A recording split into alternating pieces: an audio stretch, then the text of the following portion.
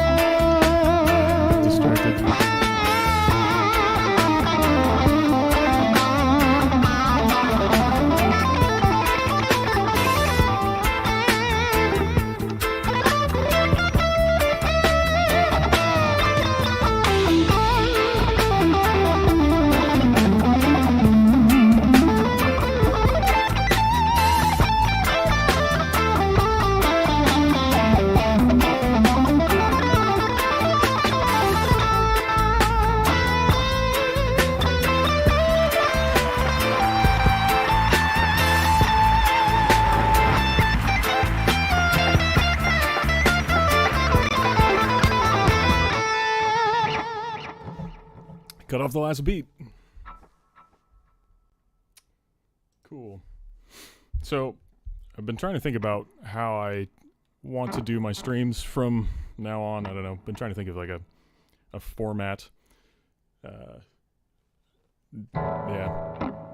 So I've mostly been just like noodling on these streams, and that's great. I like doing that. But I don't know if that's the most interesting thing to watch. So I don't know. I was thinking about breaking this up into segments, and along those lines, I was thinking maybe I would do a thought of the day where I cover, I don't know, maybe a song or an album that I've been listening to over the week or something like that, and talk about that, or just ideas related to music in general. So something I've been thinking about for a long time is just the state of being a musician in 2024. And I know loads of other YouTubers who are probably more qualified than me have already talked about this, but when I started playing guitar, I didn't think that I was signing up for becoming a videographer or becoming a blogger or anything like that. I just wanted to be a musician. And I think that's where a lot of people started with music. They just love music, love playing an instrument, and they want to do it for that reason. And it's difficult to do now because, visibility, marketing, all of these things. So here I am on YouTube, and this isn't the first time that I have, tried to do something with YouTube. I guess tried to grow a channel, and it all feels a little bit silly, to be honest. When I did it originally, I ended up making a lot of instructional content, I made several instructional videos, and then I got burned out pretty quickly because that's not what I wanted to do. Really, what I want to do is play music, and more than that, write songs, record songs, play shows, all of the typical band things, all the typical things that a guitar player thinks they're going to do when they are learning the guitar and listening to Van Halen or Ozzy or whoever, all these bands that inspired me, and thinking that even if you don't achieve the same level of success, that something like their career path exists for you. And then the whole world changes, and everything's different. So here we are on YouTube. So thank you if you're watching this right now. Happy to have you here. Most of my streams I have just been noodling, like I said. So I would like to, if I'm going to keep doing this, I would like to make it something that has value, because on some level, I'm really just doing it to put my name out there because I've recorded music that I would like people to hear. And, at this point, everybody and their dog has an album out that's probably some kind of technical shreddy metal or something. And, maybe they're better guitar players than I am, or better songwriters than I am. And undoubtedly they worked just as hard on their music. And yet, despite the increasing number of people out there creating new music, and not even mentioning AI, there's only the same number of ears that can listen, and so everybody's vying for a tiny piece of your attention. And so I don't know, it feels maybe a little fake to be doing this, but at the same time, this is where we're at. So this is the state of the music industry in 2024. And I've kind of, I don't know, I guess made my peace with that. And so that's why I decided to even start doing this streaming thing. So, anyway, I've been toying around. If any of you watching this have seen my previous live streams, I've toyed around with this idea or that idea, and nothing has really developed into a consistent pattern yet. And it's partly because every time I try a new idea, it's the first time I've tried it. And so then it's like, well, that didn't work out so well. But nothing does. The first time you pick up a guitar and play a chord, that's probably not going to turn out well either. So it's the same thing, but I also need to, be doing something that I actually care about on some level. Otherwise, I'm just going to stop doing it. And then what was the point in starting to begin with? So, so I would like to, if I'm going to keep this up, do something that I enjoy and something that I think has value. And of course, like at the end of the day, it is still going to be a marketing tool. I do want you to listen to my band and whatever solo material I release. Like, I want people to hear that. So that's just always going to be a part of it. But I want to do something interesting. And I know for myself, like despite the guitar being like one of the most significant things in my life, I don't watch other guys stream guitar stuff. So like, I don't know what they do. I don't know what people are interested in that way. But I feel like, again, for myself, if I just happened upon somebody's live stream and all they were doing was noodling over backing tracks, I'd be like, well, I'd rather do that myself. So what's the point in watching, maybe stick around for 30 seconds or so to see if there's a really cool phrase or something like that. But, it's just kind of, valueless content, just content. Anyway, that said, I started this stream noodling, and maybe that's something that I'll keep up, but I'm trying to figure out a format to this. So I came across this video by Jack Gardner, who looks like he is up to 111,000 subscribers, which is pretty awesome. He's a fantastic player. I discovered one of his videos by chance a long time ago now. Like I mean, he probably only had a few thousand subs at that point, but he was really good. And so I subscribed to him, but honestly, like, haven't watched him.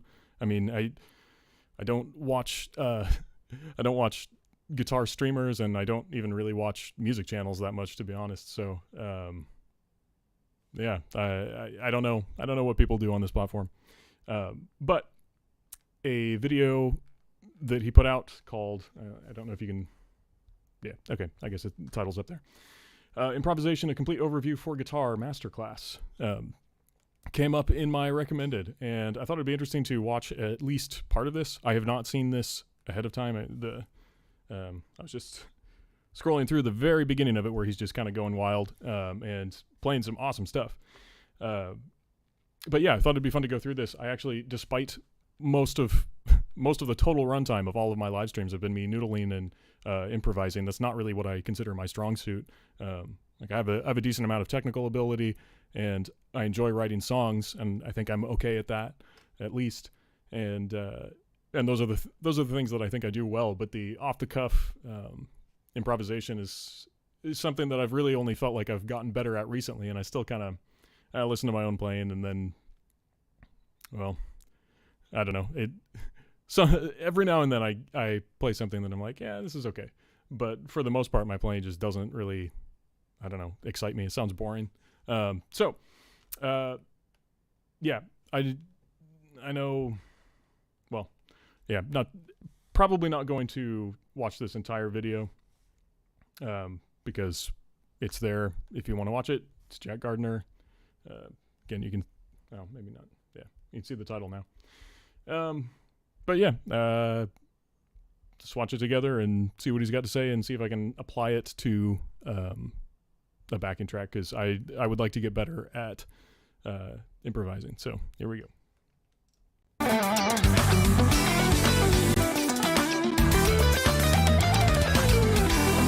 That you cannot expect to be perfect all the time with your improvisation. We just try and iron out these details as we go, essentially. But I want to point out, if you want that backing track, then that is available for free over at my website. And I must just get the sponsor out the way. Today, this video is sponsored by the courses. Rhythmic value is way more important than any kind of melodic value. You might think, what are you on about? Well, for me, I think if the time feel and the understanding of rhythmic subdivisions is not there, it doesn't matter how advanced you are, how many scales, arpeggios, what you can do with substitutions and stuff like that. If your time feel is not good, then it's not going to sound musical, and any phrasing that you play is just going to sound weak or very amateurish. And that's the first thing I will put. Yeah, that's definitely something I have noticed in my own playing, and by far the area where I feel like I have grown the most, but I still feel like it's just it's not where I want to be. So yeah, point out that even a beginner can do this. So this is a very simple exercise, but I'll take that backing track, and all I'm going to do is either clap or sing rhythms over the top. So if I click play on this over here, all I have to do is sing. There's my pulse. I can go tack a tack tack tack tack a tack tack tack a tack tack tack a tack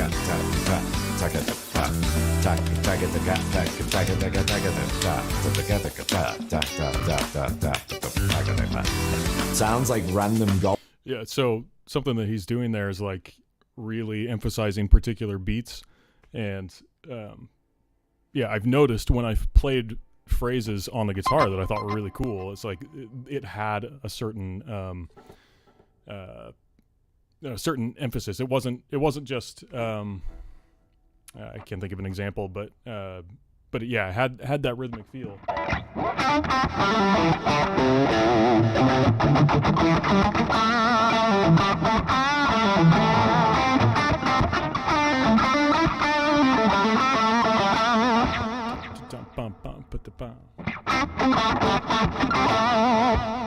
Something like that. But yeah, it's that's a weird thing to do. Just the vocal part of it, you feel kind of stupid. gobbledygook at the minute. But if I apply these same kind of ideas just to one note, let's say that B note on the 12th fret of the B string, then this should sound okay.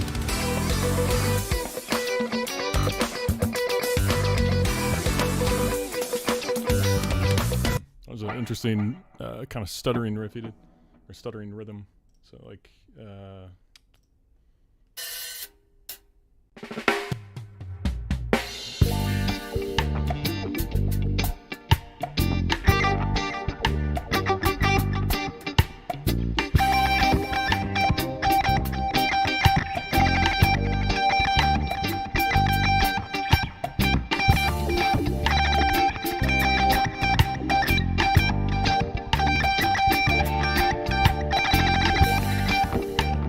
That's a cool exercise.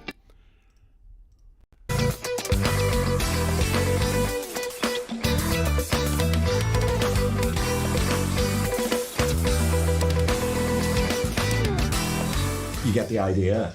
And while that may sound silly at the moment because it's just one note, if I apply that to, say, a pentatonic scale, which we'll look at in more detail later on, then I could just rhythm.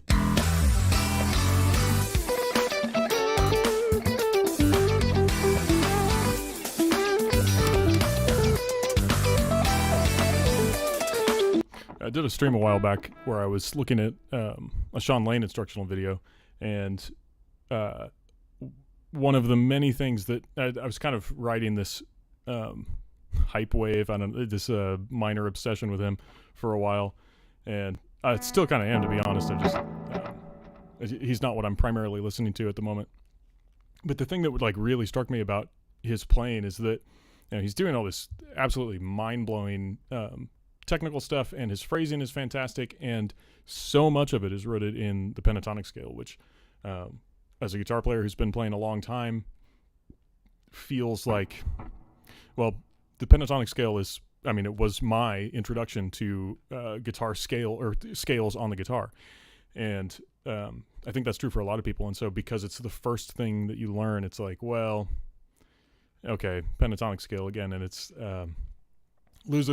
loses its excitement pretty early on. And also I think because there's less technical prestige when you're playing a 2-note per string thing. So I mean, I'm sort of trying to think back to my teenage self, like what I might have said if I could have articulated it. But it's like, oh well, that's only 2 notes per string scale. So clearly, if you're doing 3 notes per string, then you're a better guitar player. Whatever the thing was that I was thinking of. And so I think a lot of, especially young guitar players, can fall into that. And then it's like, okay, well, the pentatonic scale is that's the beginner's scale, or it's not worth anything, or even if you think it's all right and don't mind it, it can be easy to feel like everything that can be done with it has already been done, because that's basically true. But it's also basically true with any other scale you want to use too. But it does feel like music is kind of oversaturated with the pentatonic scale. But then you listen to a guy like Sean Lane, and at least for me, it kind of reignited an interest in the pentatonic scale. And of course he does it slightly differently, because he'll do 3-note per string pentatonic runs and all of that, and so it changes the kinds of phrases that you can get out of the scale when you change the mechanics of how you're actually causing the notes to sound. But yeah, just hearing somebody with the right phrasing like really makes the scale cool. And Jack Gardner is also very, very good at that himself. But I guess I don't know what key he's in. But this random track I clicked on is in G.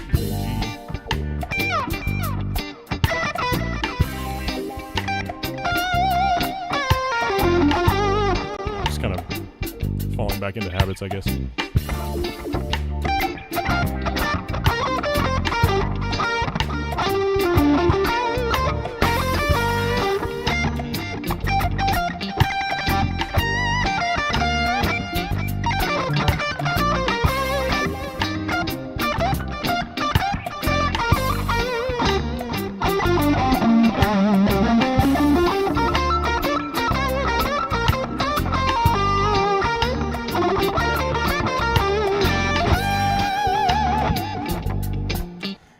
mostly I think I was just falling back into muscle memory. And the only thing that I was really able to mimic from that Jack Gardner thing was that a handful of those quick bursts. Which, everything else just sounded like, yeah, well, that's my own improvising again.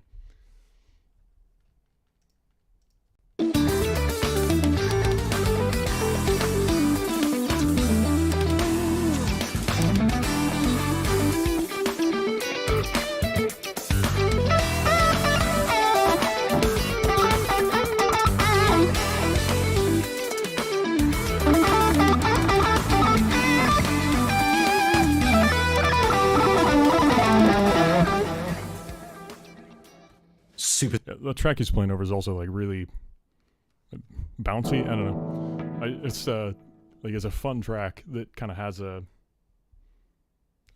don't know how to describe it, but like if I had just that isolated track, I can see myself really enjoying noodling over it anyway.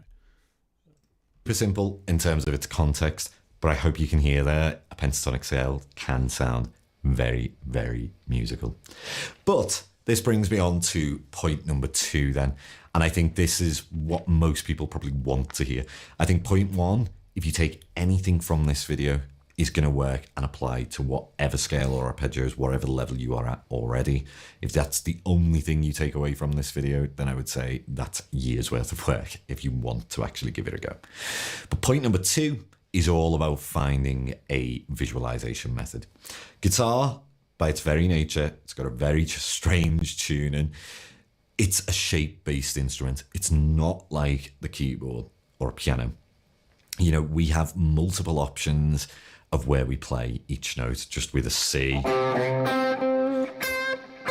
We've got all of these different options, and if we land on different fingers, then that leads us into different territory in terms of what comes next. You know, where... That's definitely true. I mean, if you're a guitar player, I probably don't need to tell you that, but yeah, speaking of the Sean Lane thing, so he does these like descending 4s where I've always just kind of stuck to doing them the Yngwie way, like the...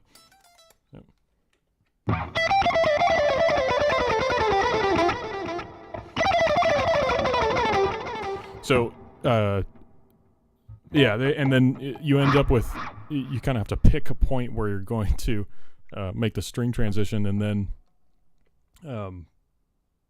you might end up on a finger that is like makes the pattern awkward if you're trying to continue the exact same pattern. And so a lot of times, like if I'm improvising a pattern and I'm doing those descending 4s, then like the pattern will often stop once I get to the next string because there's some sort of awkwardness in it. Well, there I'm thinking about it too much.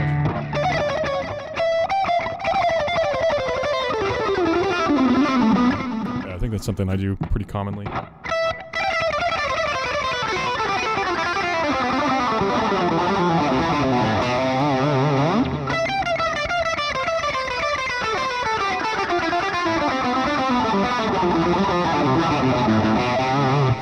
Yeah, something along those lines is kind of play the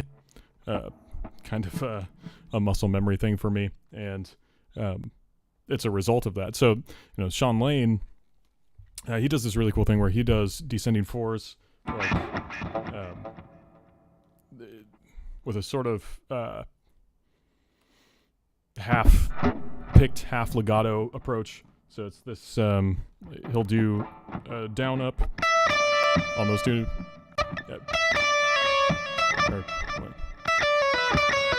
Yeah, that's what it is. Down, up, and then a pull off and a hammer on, and then down, up, and then a hammer on and a pull off, and then a single downstroke, and then a hammer on and 2 pull offs. Yeah, and but the thing that has been giving me the most trouble with that is, and I've primarily been doing it in just a couple of spots in the scale. So I've been using the same fingerings over and over again. But I have some kind of bad muscle memory trained in. And so doing this...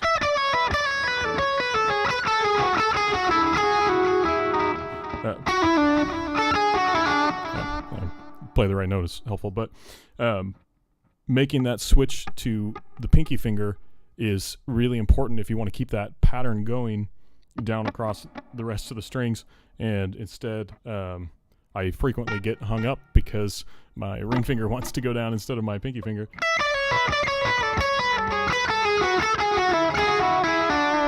Yeah. So for some reason, just bad muscle memory. It's difficult for me to remember to do that if I'm trying to play at speed.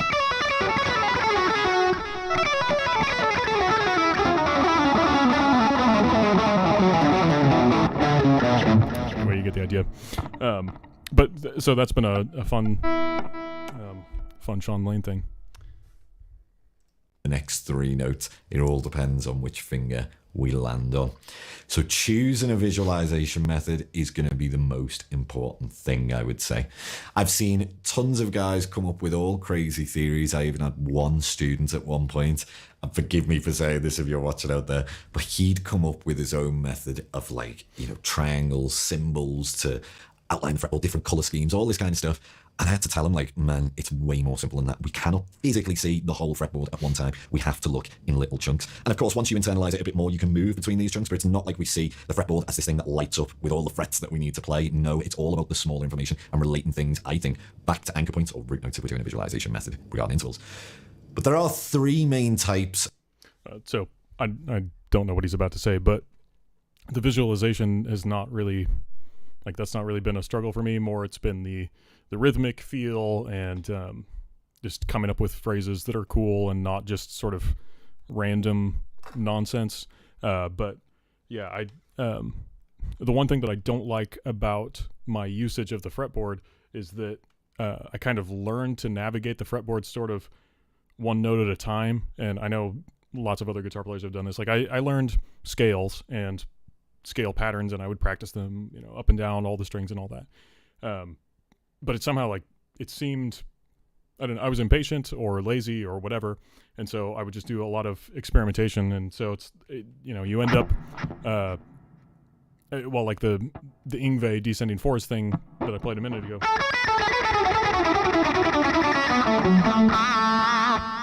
That sort of thing, I kind of, without even really trying to mimic Yngwie specifically or play a particular part of his or anyone else's, just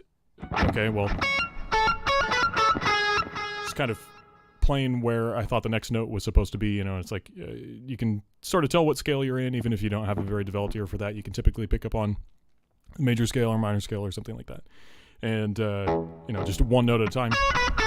It's okay, well, these notes sound good together. What's the next note? Okay, well, if that note sounds good, then I know the 2 that I previously played sound good. So now I've got this group of 3 that's convenient for my hand play. Yeah. But however you play them. And then, okay, what's the next note?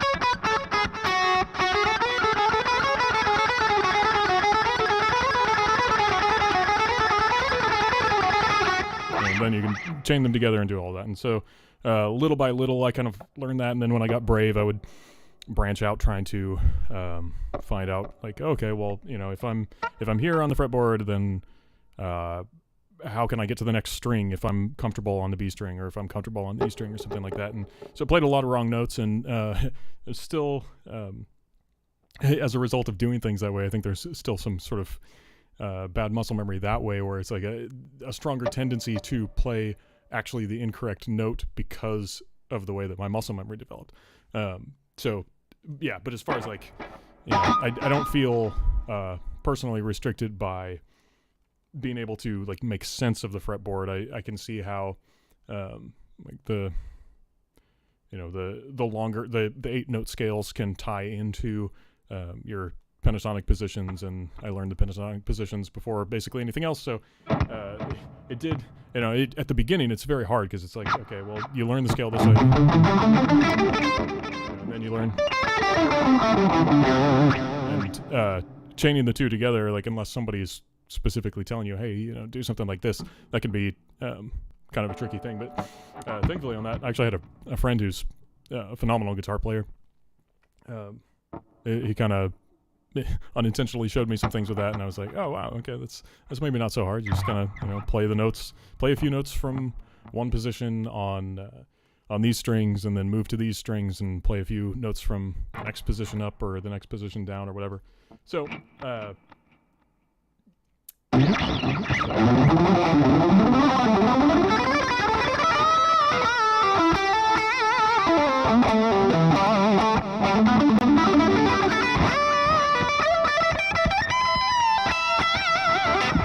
so a lot of that stuff, I mean, that didn't sound fantastic, but it, like, being able to move around the fretboard is not something that I feel like is restricting me necessarily.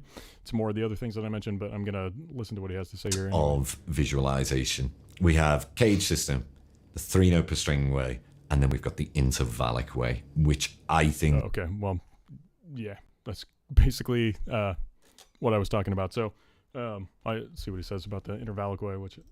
personally is the best. When I started off with... So that's... And I've heard Marty Friedman say the exact same thing in interviews. And of course, he kind of... I think he doesn't like to let on how much he does know, because over all this time, you'd think he would have picked up on some things, but he sort of claims ignorance on aspects of music theory or specific guitar techniques and stuff that I think is more of a wanting to distance himself purposely from something that is predefined rather than something that he like actually doesn't know or doesn't understand or something like that. But I've heard Marty Friedman talk about that, and it was very useful in my own playing, mostly just because it, for some reason, even though it was sort of the longer road, doing this like, okay, well, I know what those notes are, and figuring it out one note at a time. Somehow I was able to learn it better and pay more attention to it. Whereas like when the scale sheet was handed to me with whether it was a diagram or a tab or something like that, then it just kind of, I was just kind of numbers. It was really tedious. I hate tabs. I think most people hate tabs. They're just really annoying. Yeah. Anyway, so I agree with what he's saying. So I'm going to skip that section. So if you want to know what he says, then I guess you have to watch the video yourself. What I would do then for point 3 is look at arguably the most important scale for guitar players when it comes to improvisation. And this is the pentatonic scale. You might think, why? I kind of talked about that earlier, and he's probably going to talk about the same frustrations with it that I had. But, like I said, just listen to a master of it like Sean Lane, or even Guthrie Govan. He uses the pentatonic scale all the time. But you hear somebody who uses it well, and it's like really inspiring. But most of my default noodling muscle memory is around 3-note per string stuff. And so I think the other thing with it for me is coming back to the pentatonic scale because of Sean Lane. It's like, I have to think about this a little bit more. I can't just mindlessly, I'm just going to...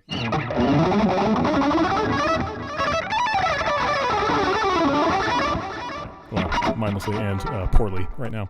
But these like mindless, just up and down the scale, which is great and can be used, when used well, it's awesome because, frankly, it's easier to play fast when you're using 3 notes per string. It's just you got that many more fingers going, and so if you want to do like a really fast run, it's a great way to do it. But yeah, with the pentatonic scale, it's like, yeah, I know all the positions and I know what they sound like, but can I actually use that to play something that is as cool as Sean Lane? It's like, probably not.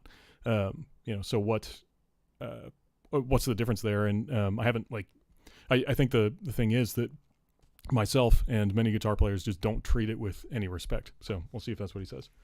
I know I had a student come to me who was very young, Gen Z, and he was like, he just didn't know this scale. He could shred all kinds of other stuff, but I could see him struggling to get a minor pentatonic box 1. And he told me, I thought that this was only for boomers.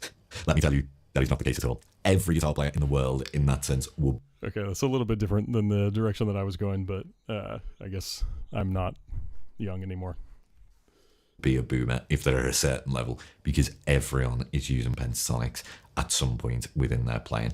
And I think it's arguably the one scale that can make you sound very guitaristic, Yeah, I have a feeling at this point I can predict most of what he's about to say here and agree with it. So I'm gonna skip ahead to see if he's doing exercises again. That'll be interesting. Over the place at once. You should start trying to make music just in one small area of the fretboard and then move on, I would say. Limitation is your best friend in this case. So it brings me on to the next point, really, which would be point number 6. And this is the idea that you should be able to phrase in, say, let's just take the 5 positions of the pentatonic and make music with all of them within the limitation of each position. And I'm going to try and demonstrate that now over the backing track.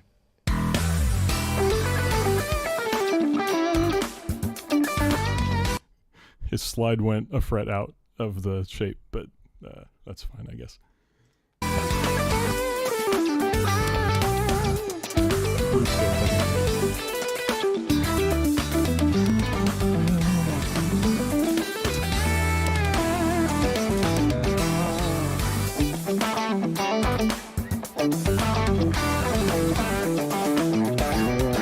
Yeah, so that's something that I guess I kind of already do, mostly just because I don't know, maybe if I had learned the pentatonic scale as horizontally as I learned the 3-note per string scales, then I would think about it differently. But since I learned the pentatonic scale very much one position at a time across the strings, if I'm improvising, I kind of like, hopefully I played something cool that got me to a particular place on the fretboard, but once I'm there, it's like, all right, I need to actually think about where I'm going with this, and whatever pentatonic position happens to be there at the time is like a nice safety net, like a fallback where you can do something. So maybe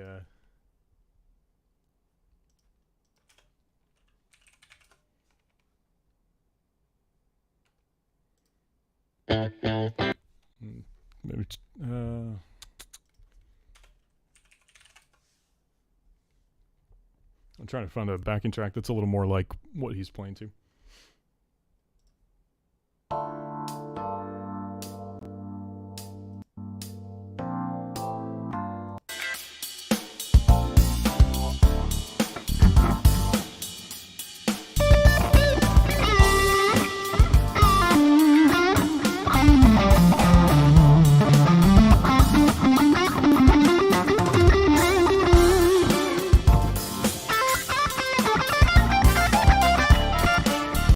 Second position.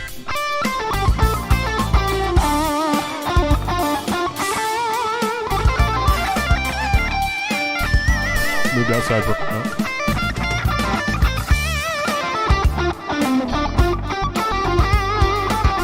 I hate the second position.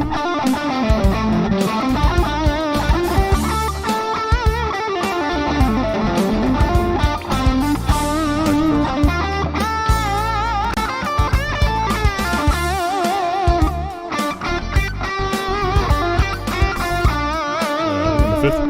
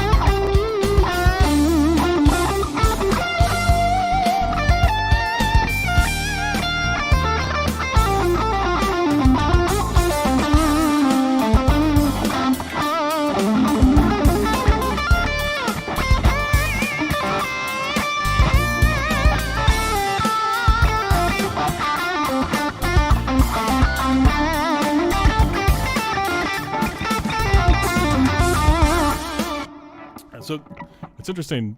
Different, obviously, different styles of backing track or whatever are going to bring out different aspects of your playing or bring different ideas to mind. But so watching Jack Gardner do something over this funky jazz fusion, something like that. I don't know. Somehow the music lends itself to that exercise that he was doing before, where it's this,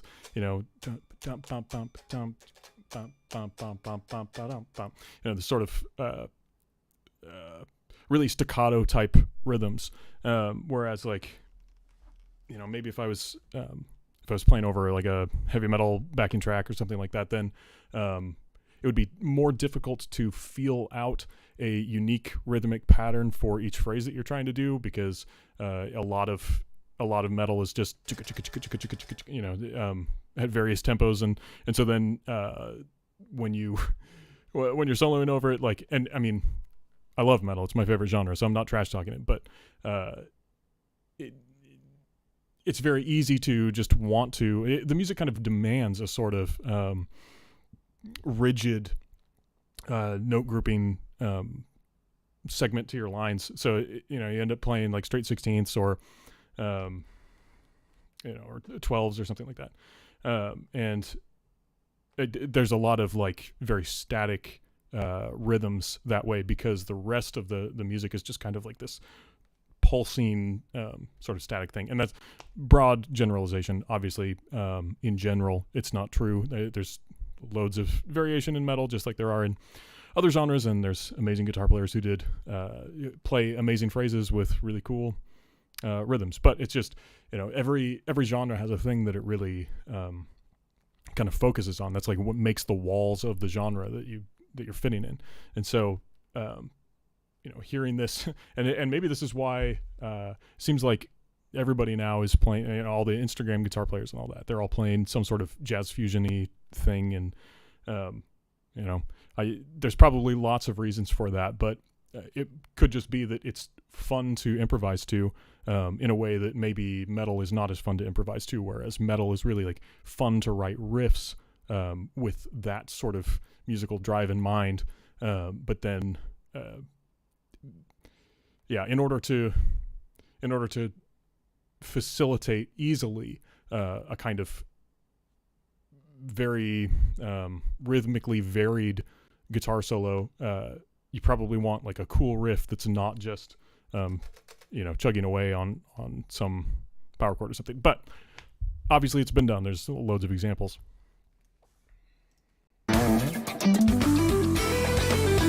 So yeah, he's basically doing that. So that was cool though. I don't know that I've ever tried exactly doing that. Transcription, importance of tries. I'm pretty sure I actually saw a thumbnail of the same guy, Jack Garner, talking about a video that was dedicated to triads, and I'm sure that would be interesting as well, just because he's a phenomenal player. Is here.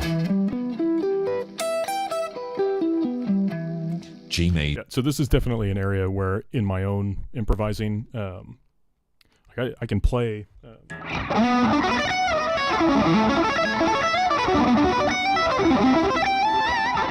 I have no problem physically playing arpeggios and sweep picking and all that, but putting them into my improvising, I've gotten a little better at it, and I have tried to focus on it a bit, but to a large extent, I feel sort of stunted in that area, and I'll be blazing through some sort of 3-note per string something or another, and I'll have to get to the point where I essentially resolve the phrase on the root note of the scale or something, and then I can play, if it's a A minor, if I'm in the key of A minor and then I end up here on the A string at the 12th fret, I'm like, oh yeah, the A minor arpeggio that's right there is very convenient. And then that's the only time I think about it. The rest of the time it's, I'll add in this kind of 3-string if I'm playing a pentatonic scale, because it's just right there. Not usually literally straight that, but if I'm in the pentatonic box, then something like that. But yeah, this is definitely an area that I would like to be much better at. I'm actually going to back up the video a bit. Own guitar playing. The next point is talking all about triads. And you might think, why aren't we doing full scales? Well, I would argue that triads, because they contain the chord tones, are arguably way more important than scales at this point. And if you don't know how to visualize triads on the guitar, then I have a whole free video on YouTube. I'll leave that down. Okay. Yeah, I thought I had seen one from him. So if you're hanging out with me and you like this guy's video, then I would encourage you to sub to him. Even if you don't care about his instructional material, just watching him play is great. Below that you can check out for some practice exercises and ways of seeing them. And if you want it in more detail, then of course check out the fretboard visualization course. But essentially we should apply it to this track. Now for the beginning side of this, I would only think of two of them. I would not care about that middle chord, that passing chord in between. So I just literally care about E minor and G major. And all I would do at first is see if I can see them within that pentatonic, because they're in there. If you think E minor, just within this box one shape, is here. Okay, yeah, so that's... G major is also in there too. The quick handicap that I was doing, but didn't think about... Well, yeah. I played an E in there. But I should be able to see where these are, because I know if I land on any of those notes as the chord is being heard, that it's gonna sound good no matter what, because it's part of the chord itself. So what I would do is, before you learn it all over the fretboard, I would say, can you just do it in that one position where we are just focusing really simply, like...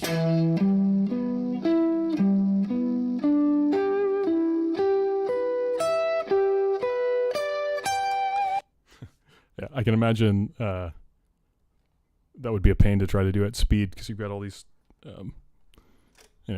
you're moving down two strings, or like two downstrokes in a row, and then you're going back.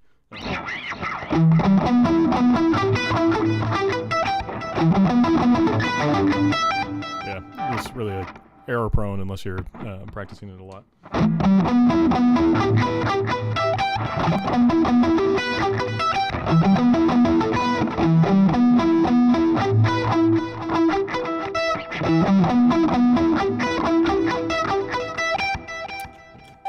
We're there. I'm just taking 4 notes at a time for each one and seeing, can I see the arpeggio shape within.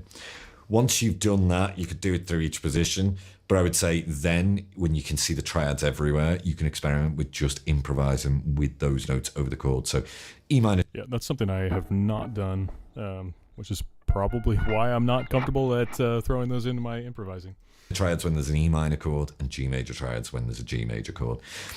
I will just think rhythmically for now, but of course you should be aware of what all of these notes are sounding like too, so that you can make musical decisions of what you like over the chord.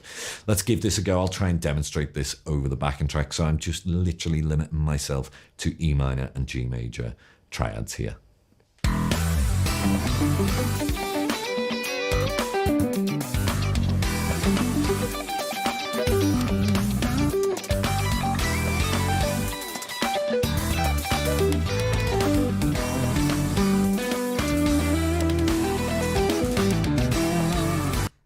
Okay, I got to try that, but I have a feeling I'm going to be fighting my natural impulse to do whatever. That's going to be the harder part than thinking about the triads themselves.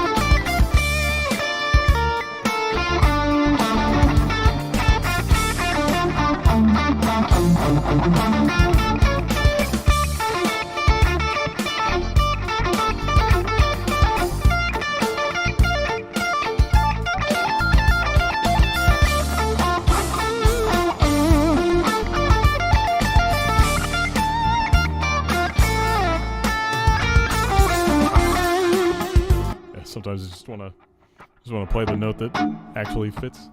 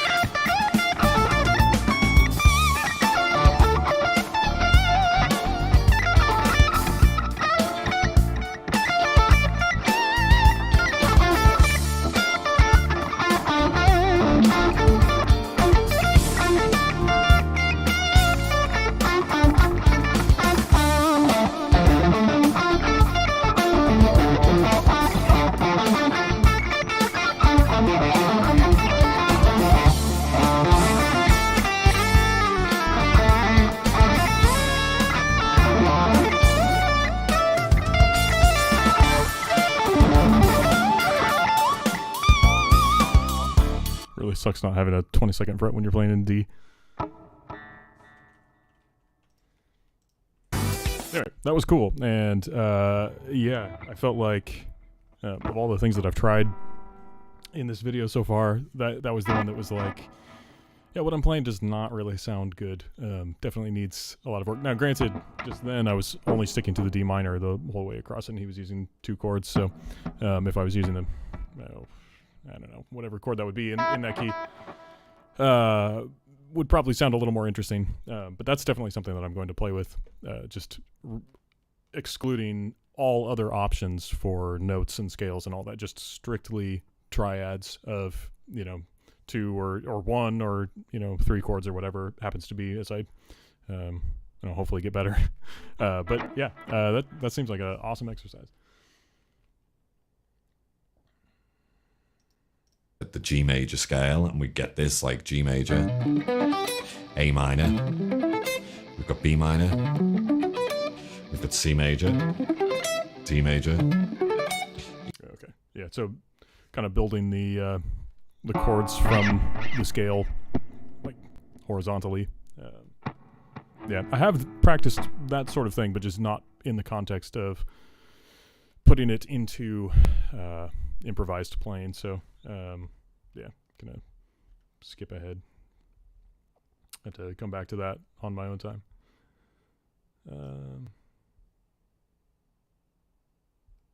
It just talks. Well, let's see what he says about scales. Final point for now, really, and this is where we get to scales, and you might think, how has it taken us so long to get here? And I would say that all of the other things are actually probably more what I'm thinking of rather than scale when I am improvising. And for me, when I'm looking at scales, I think in 2 different ways. If I'm thinking modally and we've got like a 1 chord vamp, then I can think of 1 mode. Whereas if I'm playing chord changes, then 9 times out of 10, the scale comes secondary. I'm really focused on nailing the chord tones as the chords change. It's like the scales are the little filler bits that get added in around that. The way in which I learn scales, if you're in a 1 chord situation and we have like these islands, imagine we're just moving, say, E minor 7 and then to, say, a non-diat. So it's really interesting that he would phrase it that way. The scales are the filler bits around, because when I'm just mindlessly noodling and I'm primarily playing scales, it feels like everything that I'm playing is filler. And so, yeah, that's actually maybe more profound than he even realized. It does kind of require a radical repositioning of your perspective to say the scales themselves are they are filler, and so you need to use them for what they are rather than like trying to make them what they're not. That's yeah, I don't think that's 100% true, but it's probably mostly true, and probably most guitar players, and it's certainly myself, to a large extent, kind of have that flipped. Sonic thing, like, I don't know, let's go to E flat minor 7. Then I would think of them as like 2 separate islands, and I have the scale, if I have time, as long as those changes aren't quick. Whereas if I'm thinking of, playing over diatonic chord changes, I might think of a 1 scale fits all situation, but I'm trying to outline the different chord tones really as each chord comes, shall we say. I hope that all makes sense. But really, when it comes to identifying the scale for the chord, I think in terms of the chord scale theory, so if I'm thinking of like a minor 7, I tend to actually think of Dorian first. The way in which I build these is by building from a pentatonic, taking all the vocab there, using hexatonics or what's called like the pentatonic plus system, then all the way to full scales. And through that limitation, I get the most out of the scale. I don't just sound like a 3-note per string shred machine. This kind of thing. I played a mix of Dorian and Aeolian there. But I would say, if you are interested in learning that kind of approach, then Improv Roadmap Part 1 is the way to go, where I talk about all the different chord types and how I would approach each one in terms of building scales or building towards scales, really, with tons of lick examples and solo examples. But for now, I would say if we're in this key of, E minor or G major, then the G major scale is obviously going to work, or E minor scale is obviously going to work. But there are some notes in there that I would tend to avoid. One of them being this C note over both chords. I mean, when it's over the E minor 7, it's a flat 6 interval. And when it's over the G major, it's 4th or 11th. And typically, they don't sound the greatest over this kind of progression. You can use it in passing. There is no reason why you cannot build a phrase where this note worked as a passing note, but I'm not sitting on it. I'm not doing this. That sounds just a bit weird. Or maybe it can kind of work, but if there's a major 7th. So I don't know. Obviously, I've skipped around in this video some, but I was looking through the headings on the rest of what this video is. I'm actually kind of surprised that he didn't talk about he didn't talk about speed at all. And yeah, that's interesting, because something that I know, for me, when I was playing guitar at the beginning, I was like, I want to be the fastest guitar player ever. And I'm sure that's been a motivating factor for lots of other guitar players to practice and pick up the guitar in the first place. And then of course, once you start building some speed, you realize that it's like, there probably is no fastest. And, if there is, it's like, it's margins, and what's the point, but at the beginning, speed's really cool. And so then, for my playing, I still like speed, and it's very useful for the kind of music that I frequently listen to. And a speedy guitar solo in a metal song just is right. And but then I carry that into my improvising. And so since he's talking about scales as being the filler, it's like, okay, well, if I'm playing filler, but I'm playing the filler really kind of primarily because mechanically it's the easiest thing to play fast. And so that's what I practiced. I practiced to play fast, but I didn't really practice to make music, in a sense, which is where that thing that he's talking about at the beginning of the video, which is a good place to put it, about those rhythmic phrases and practicing hearing rhythms, even just without the guitar in your hands, just like clapping them or whatever you're doing. And so that's really insightful. But the thing that I think is really interesting about speed is that it's all very relative. And so if I'm and when I've been playing guitar on streams and trying to play fast things, of course I do it because it's fun, but there's a part of me that is maybe too used to hearing something fast, and so then nothing sounds fast anymore, or my own playing doesn't sound fast to me, and then it's like, this is boring, it's not fast enough, or it's like, well, I can't think of any cool ideas, and so in lieu of any cool ideas, I'm just going to play faster. And it's like, well, I'm playing as fast as I can, and it doesn't really sound, it doesn't sound fast, or like it doesn't sound fast unless I'm playing the fastest that I possibly can. But then I mentioned Marty Friedman before, and of course everybody loves him, but one of the things that I think is phenomenal about his playing is that a lot of the stuff that he plays, which in the context of the song sounds fast, when you go to learn it, it's like moderately paced.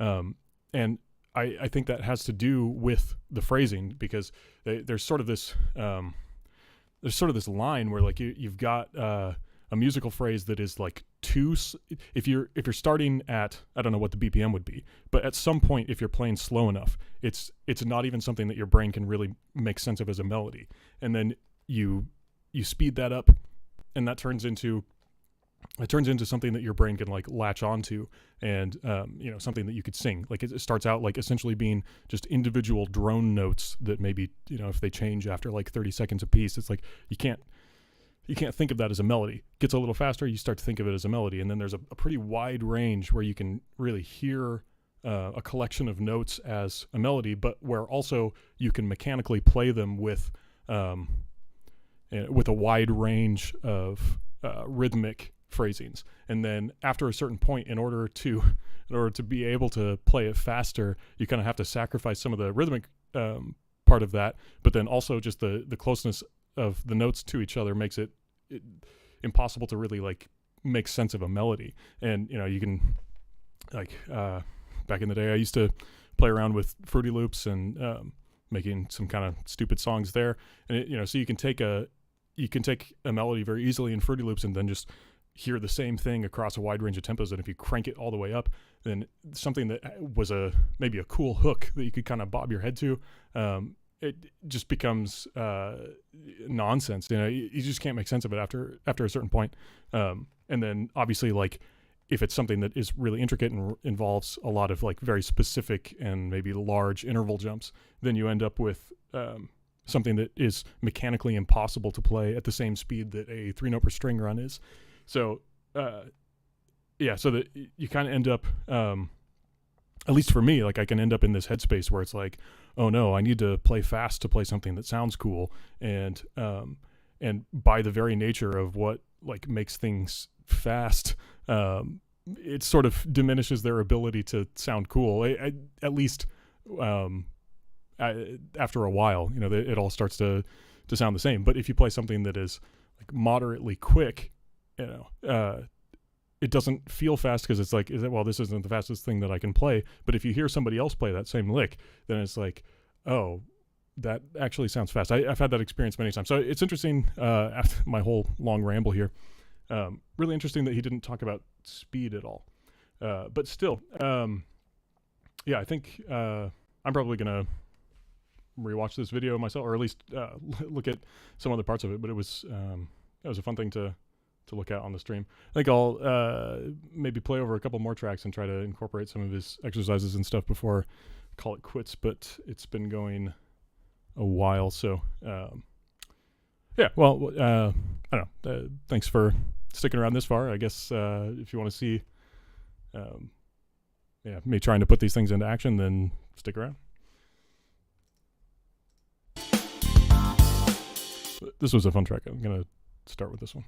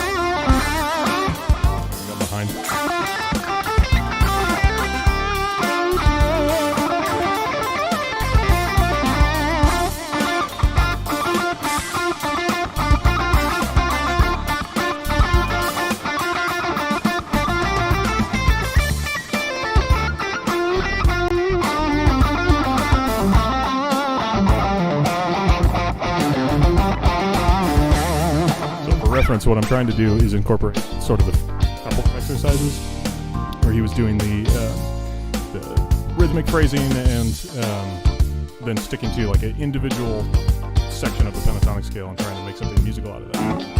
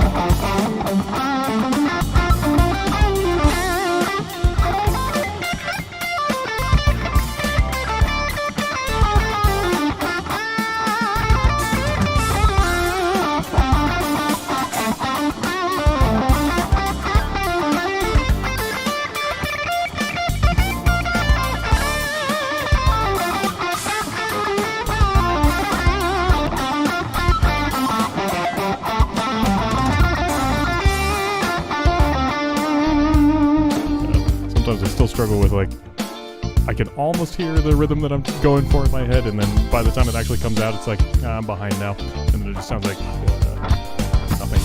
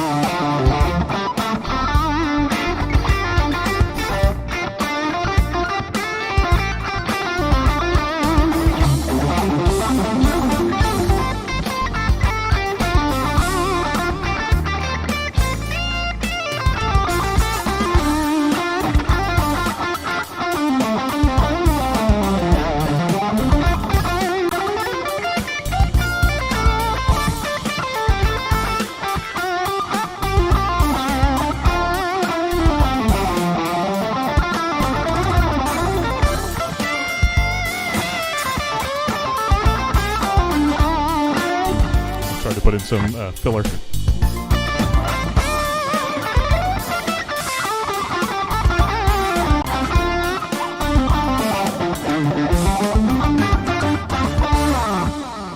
Something else I'm kind of surprised you didn't talk about is repetition. So at least for me, like I felt like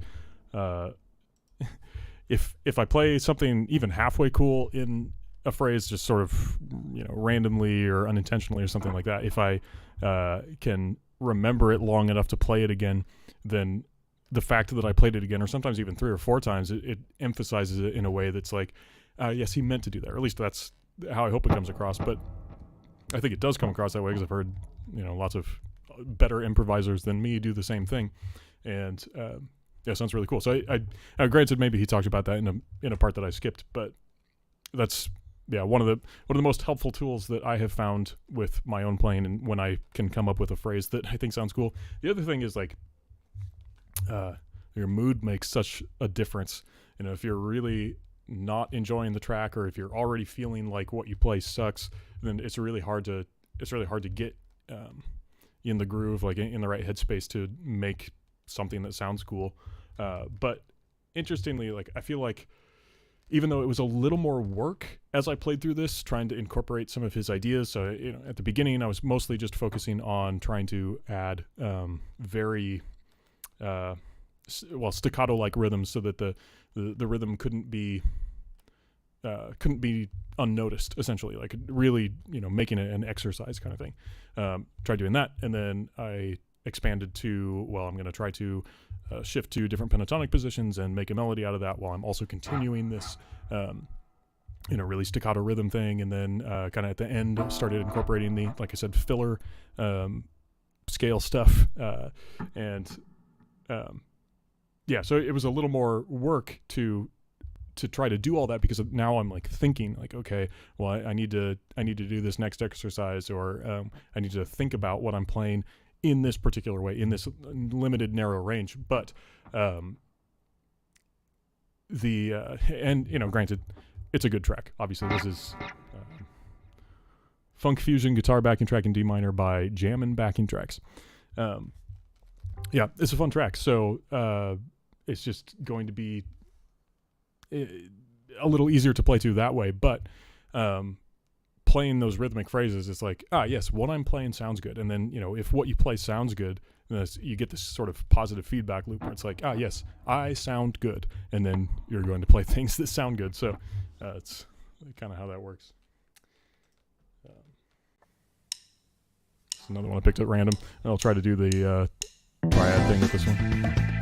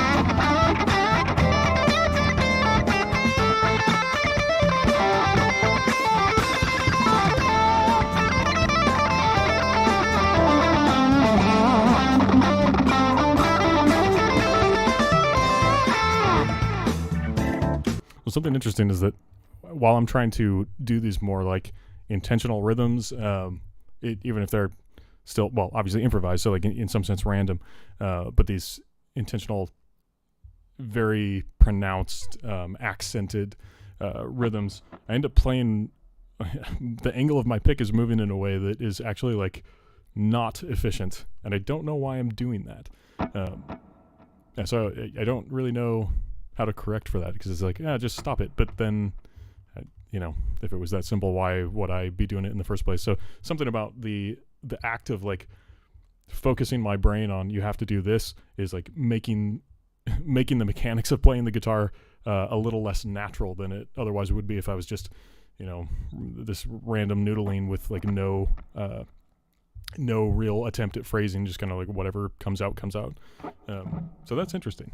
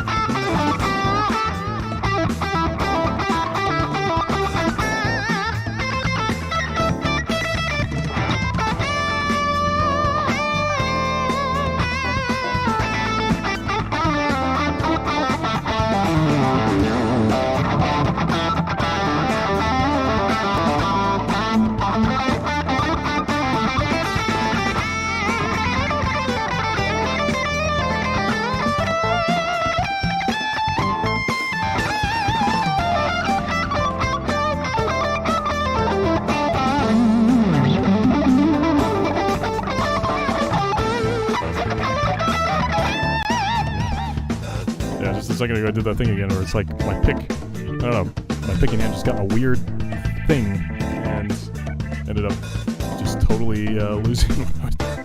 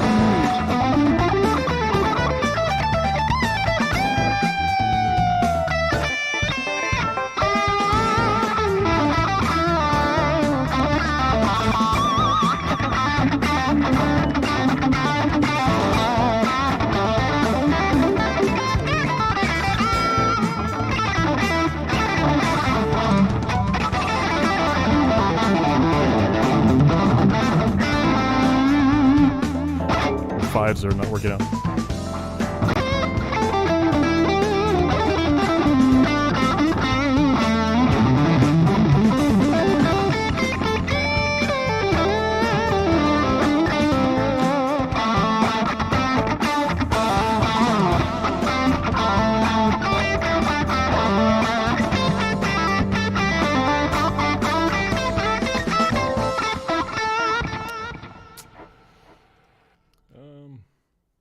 I'll do one more. Back to E minor.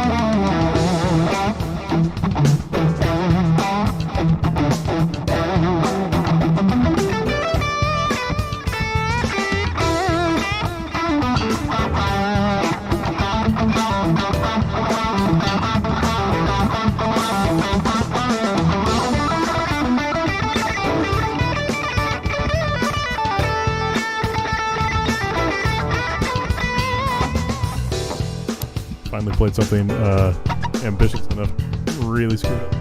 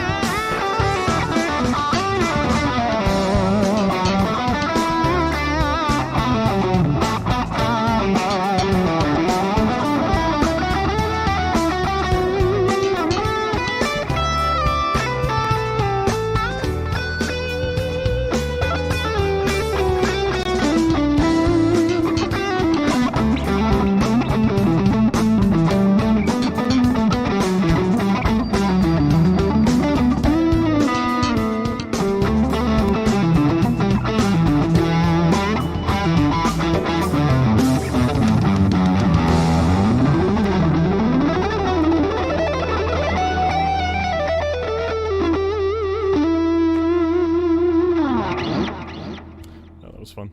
There's something interesting about that one is that I only realized like in the last I don't know, the last like 30 seconds or something like that, that I should have actually experimented with toning down the very hard accents. The hard accents were nice for like really forcing myself to think about the rhythms that I'm playing, but that song was a little more laid back than the example that he was using in the instructional video. And I realized at the end, like, okay, maybe that would actually even solve some of the mechanical like picking hand problems that I was having when I was like thinking very focused on the like, accented picking. So just like trying to play the whole track a little more smoothly. I was sort of realizing that aside from like how easy it was to perform, it was like, well, maybe what I'm playing doesn't actually fit as well with the music. So it's like, at the end of the day, you still have to listen to the song that you're playing over, or the track that you're playing over, whatever it is.